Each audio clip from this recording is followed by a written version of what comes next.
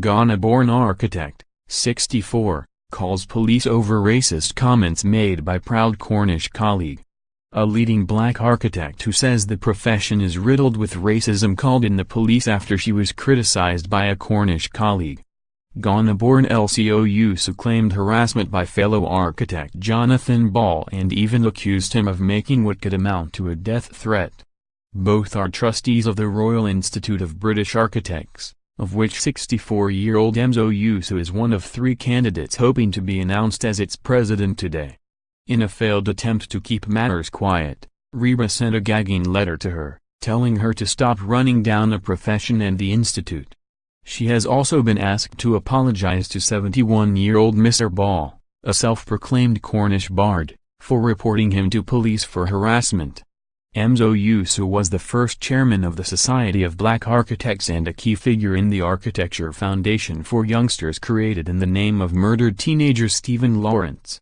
She said, "When I talk about institutional racism, people at Reba tend to think I'm talking about people putting sheets over their heads and burning crosses. But I'm talking about unconscious bias which results in some people having a poorer relationship with the profession than others. It seems that when people take office at Reba they change from nice fluffy creatives to being bossy and sometimes downright unpleasant. Problems began in 2016, she said, after she wrote to Reba trustees about institutional racism. She complained that its senior figures were all white, suggested Freemasons had hidden power in the body, and there was an old boys culture involving inappropriate jokes and banter. Shortly after, she received an email from Mr. Ball objecting to her claims of racism and saying her megaphone politics were a disgrace. He added, "I am not racist but I am an enemy of all forms of extremism.